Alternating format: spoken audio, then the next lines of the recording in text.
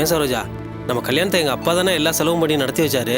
அப்போ உங்கள் சொந்தக்காரங்க பாதம் பால் கேட்டு தயார் பண்ணல. இப்போ காப்பி கேட்ட ஒரு சின்ன விஷயத்துக்கு பெருசாக கோவப்படுறிய. போங்க, கீழே போய் சமையல்லாம் ரெடி ஆயிடுச்சுன்னு போய் பாருங்க. சரிம்மா.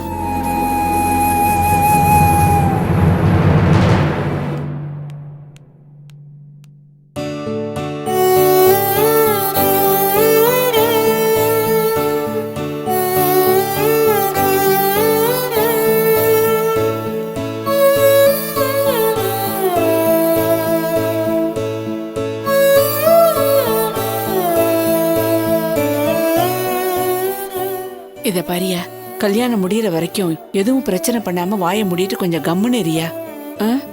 வா வாமா ரேவதி. அத்தை, மாமா. ஏன் அத்தை, மாமா முகம் வாடி இருக்கு, என்னாச்சு? இல்லம்மா, அதெல்லாம் ஒண்ணும் இல்ல. ஒண்ணு இல்லைங்கிறீங்க, ஆனா உங்க முகம் வாடி இருக்கு. அத்தை முகம் கூட கலக்கமா தான் இருக்கு. அத்தை, என்னாச்சு? அது ஒண்ணு இல்லம்மா, இந்த ஆகாத பொண்டாட்டி கைப்பட்டா குத்தம் கால்பட்டா குத்தம்னு சொல்லுவாங்கல்லம்மா, அந்த மாதிரி இந்த மாப்பிள்ளையோட அக்கா எதுக்கு எடுத்தாலும் எரிஞ்சு விடறா. நம்ம சொந்தக்காரங்க யாரோ தலைவலிக்குது காப்பி வேணும்னு கேட்டிருக்காங்க இவர்கிட்ட. இவர் நேரா சமையல் கட்டுக்கு போய் காப்பி வேணும்னு கேட்டிருக்காரு. உடனே அந்த பொண்ணு அங்க வந்து, உங்க காசுலயா கல்யாணம் பண்றீங்க, ஓசை தானே கல்யாணம் பண்ணி வைக்கிறீங்க, இங்க வந்து அதிகாரம் பண்றீங்களான்னு கேட்டு இவர் அவமானப்படுத்திட்டாமா. நானும் ஆரம்பத்துல இருந்து பாத்துட்டு தான் இருக்கேன். அவ ரொம்ப ஆட்டம் போட்டுக்கிட்டு இருக்கா. பணம் செலவு பண்ணா என்ன வேணாலும் பேசிடுவாளா? வயசுல பெரியவரு, பொண்ணோட அப்பாங்கிற மரியாதை இல்லாம எங்க அவள? அம்மா ரேவதி, வேண்டாம்மா. பொண்ணை பெத்தவங்க நாம பொறுமையா தான் இருக்கணும்.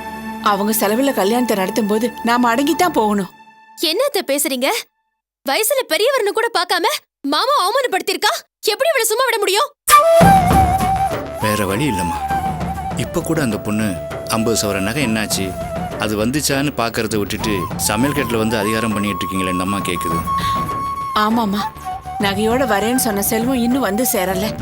அதுவே ஒரு பக்கம் எனக்கு திக்கு திக்குன்னு அடிச்சுக்குது. இப்போ நீ வேற இதை போய் கேட்டு இதையே பிரச்சனையாக்கி அதனால அந்த பொண்ணு இந்த கல்யாணத்தை நிறுத்திட்டான்னா வேண்டாம்மா, கொஞ்சம் பொறுமையா இருமா. எல்லாம் என்னால தானே. நான் மட்டும் அன்னைக்கு சபையில இந்த வார்த்தையை சொல்லாம இருந்திருந்தா இன்னைக்கு இவ்வளவு பிரச்சனை வந்திருக்காதுல்ல. அப்படி சொல்லாதம்மா. நீ அன்னைக்கு அந்த மாதிரி சொன்னதுனால தான் இன்னைக்கு நம்ம குடும்ப கௌரவமே காப்பாற்றப்படுது. இல்லைனா செல்வம் வந்து 50 சவர நகையை போடுறேன்னு சொல்லி அதுக்காக ஏற்பாடு பண்ணியிருப்பானா? ஒரு சாப்பாட்டு பிரச்சனைக்கே இவ்வளவு கேவலமா பேசுற அந்த பொண்ணு நாளைக்கு நகை எதுவுமே போடலைன்னா எவ்வளவு அசிங்கமா பேசும்.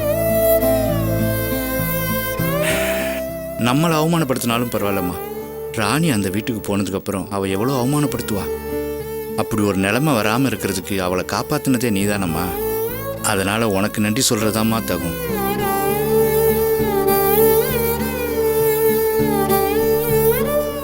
சரி வா உள்ள. வாமா, கொண்ட.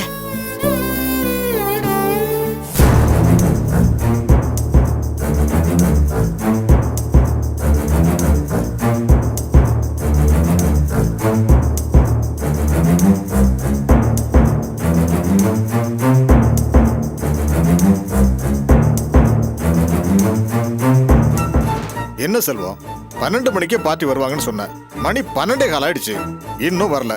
மினிஸ்டர் வந்துட்டா என்ன பதில் சொல்றது? இத வந்துருவாங்க சார். செல்வம், ஃபோன் பண்ணி பாரு.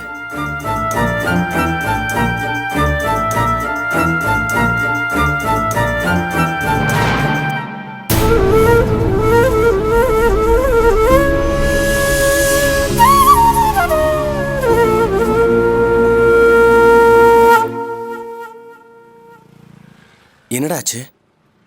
ஃபோன் ஆஃப் ஆயிருக்குடா. ஃபோன் ஆஃப் ஆயிருக்கா? என்னடா சொல்ற?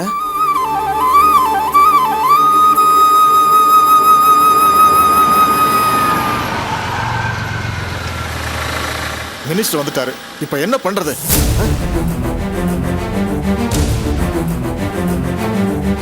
என்னடா முத்துக்குமார் சார் இப்படி பண்ணிட்டாரு?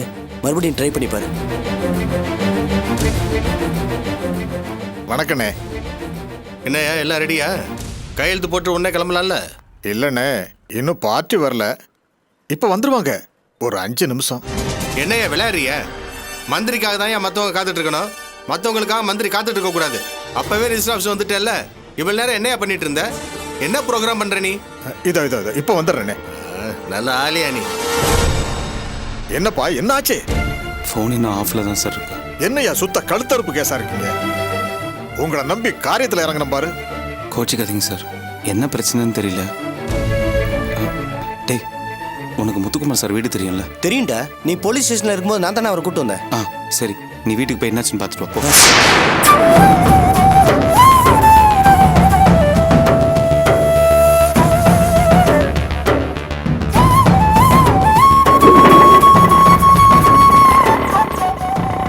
சார், ஒரு 10 நிமிஷத்துக்குள்ள வந்துருவாங்க சார். என்னையா நீ? செக்.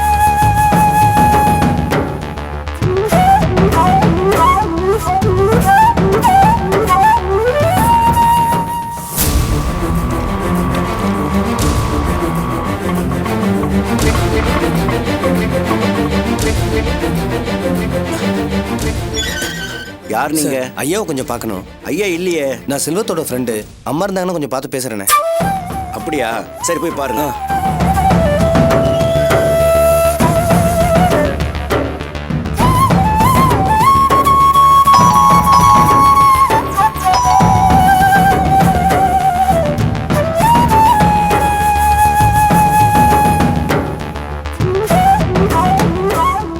வணக்கம்மா. வணக்கம். நீங்க?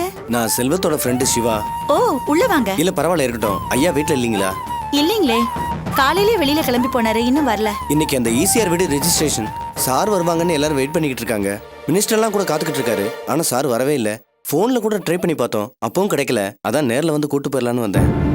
நான் கூட சாப்பிட வரீங்களான்னு கேட்கறதுக்கு ஃபோன் பண்ணேன், ஆனா ஸ்விட்ச் ஆஃப்ல இருந்தது. ஐயோ, சார் எங்க போயிருக்காங்கன்னு தெரியுமா? ஏன்னா எல்லாரும் வெயிட் பண்ணிட்டு இருக்காங்க. தெரியலையே, ஆனா காலையில ஏதோ டென்ஷனா தான் இருந்தாரு. என்ன ஏதுன்னு எனக்கு எதுவுமே தெரியாது.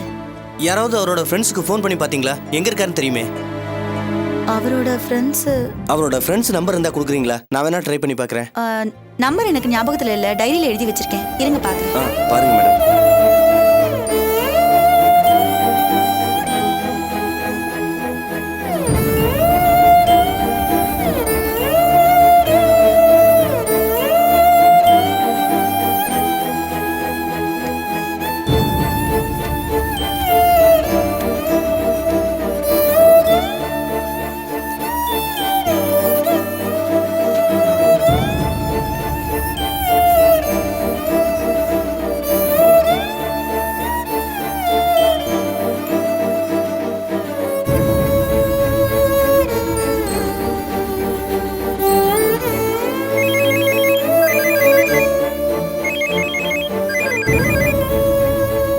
ஹலோ செல்வம், நான் அப்பா பேசுகிறேன்ப்பா.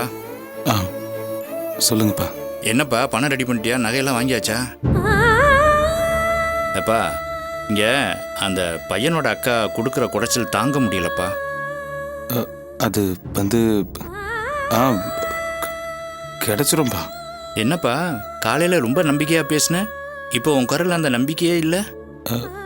அது வந்துப்பா, அது ஒன்றும் இல்லை. நீங்கள் ஃபோன் வைங்களேன், நான் வந்துடுறேன்.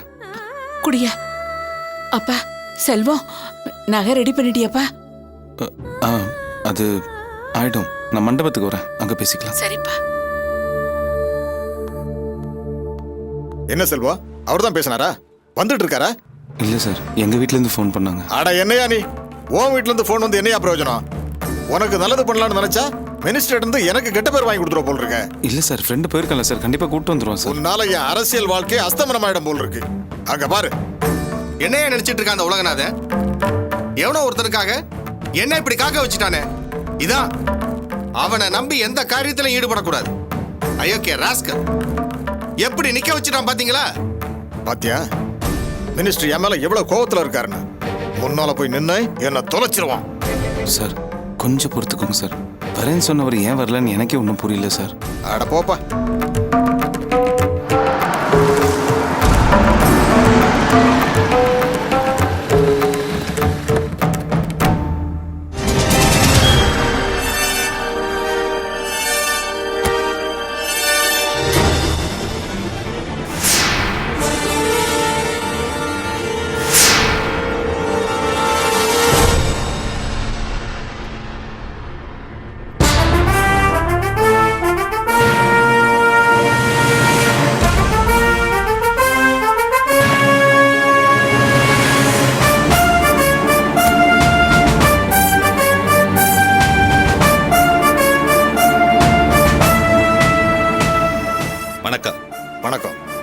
நீங்க மிஸ்டர் உலகநாதன் தானே?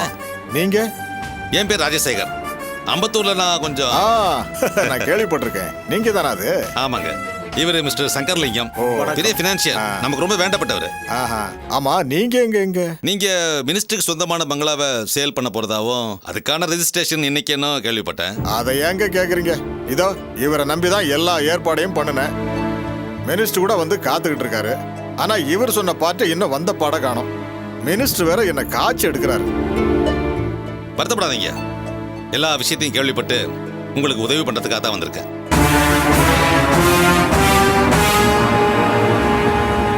இவர் சொன்ன பார்ட்டி வரலன்னா என்ன, அந்த இடத்த நாங்க வாங்கிக்கிறோம். எங்களுக்கு முடிச்சு கொடுத்துருங்க.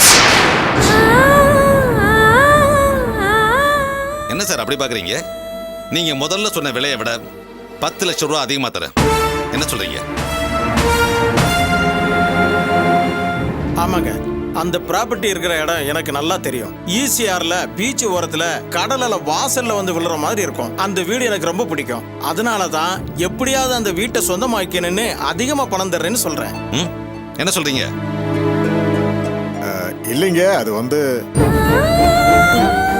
சார், என் தங்கச்சி கல்யாணம்.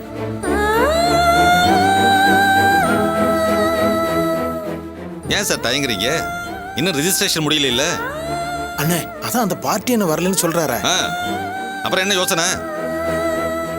இல்லங்க, இவர் கூட்டிட்டு வர பார்ட்டிகிட்ட டீலிங்க முடிச்சா இவர் தங்கச்சி கல்யாணம் நல்லபடியா நடக்கும். இதை நம்பிதான் கல்யாணத்துக்கு ஏற்பாடு பண்ணிருக்காரு.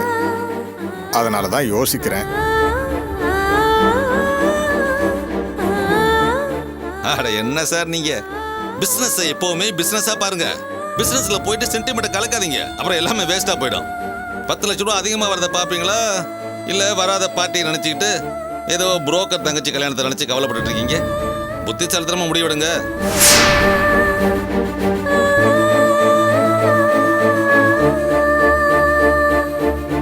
சார், அடுத்த ரெஜிஸ்ட்ரேஷன் உங்களுக்கு தான். ரெடியா இருங்க.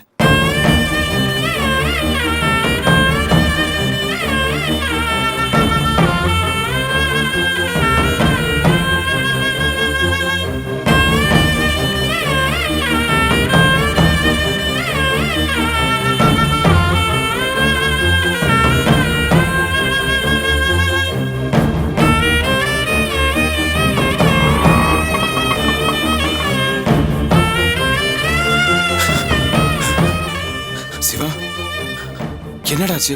செல்வம், முத்துக்குமார் சார் வீட்டில் இல்லடா. அவர் ஒய்ஃபுக்கும் எந்த விஷயமும் தெரியல. அவர் ஃப்ரெண்ட்ஸுக்கெல்லாம் கூட ஃபோன் பண்ணி பார்த்தேன்டா. யாருக்கும் எந்த விவரமும் தெரியலடா.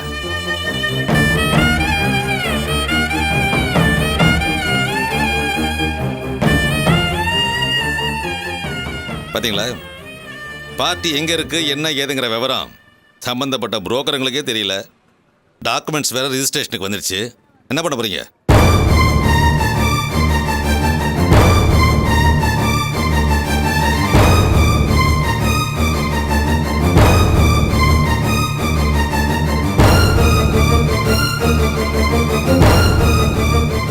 சரி, வாங்க போலாம்.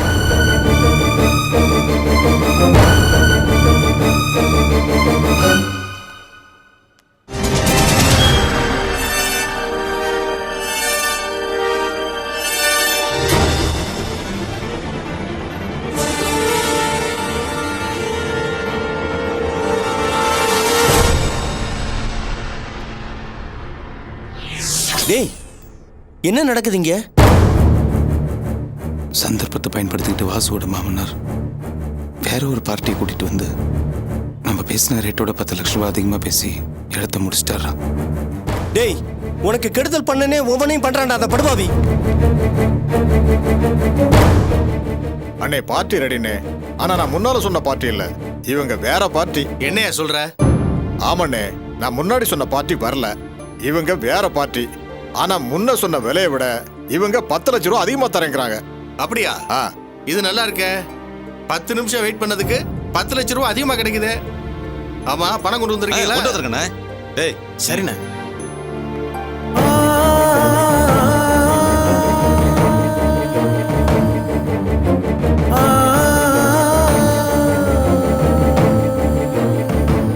இதாங்கண்ணே.